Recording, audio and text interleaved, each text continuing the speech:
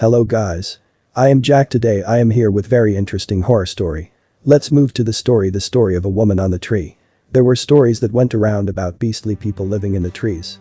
This was talked about for decades, but nobody actually came face to face with any of them.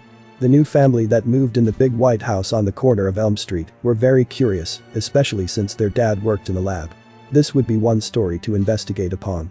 His wife Mrs. Miller worked as a police and can get Mr. Miller all the info he would need if they worked on this together. They have 3 children, all teens, in which they are very proud of. 13, 15, and 16 and a half are their ages.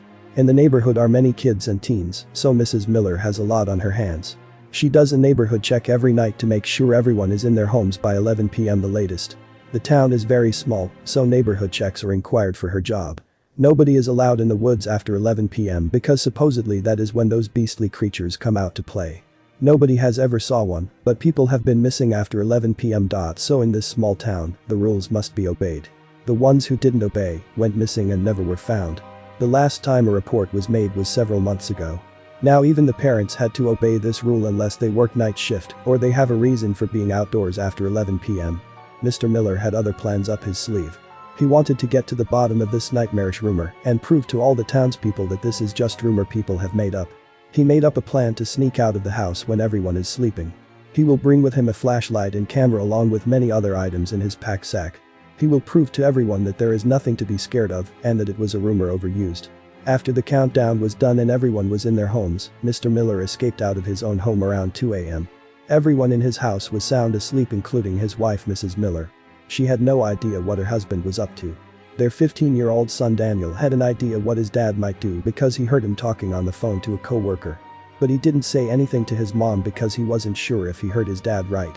He didn't want to start something that may not be there. Mr. Miller got into the woods safely and walked around.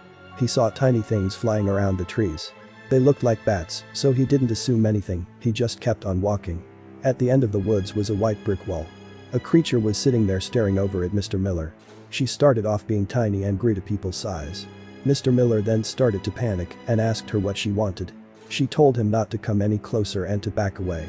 He felt like she would attack him if he didn't listen. So he stood 10 feet away. He took out his camera and pointed it towards her. All of a sudden it fell out of his hands.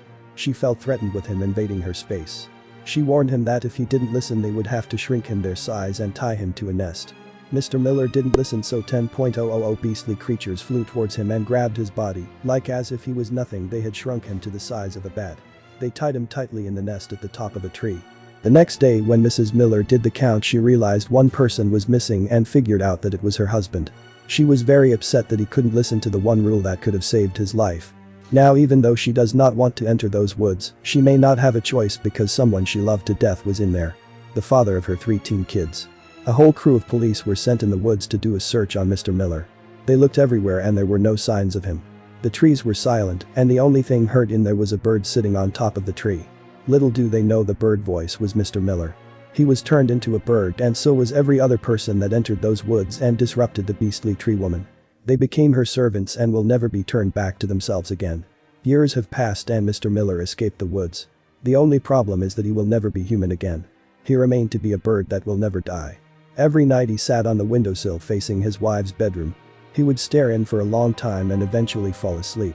Then he would peek in on his children. He wanted to make sure they were alright. That was the most he could do for them, since he did the unspeakable by letting his curiosity get the better of him.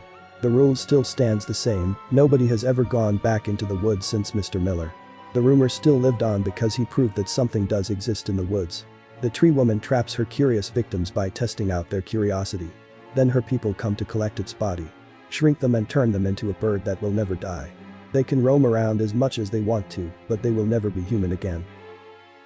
That was my story. Thank you to hear my story. I would like to request you for more stories. Please subscribe my channel and press the bell icon so you will get the notification of new video.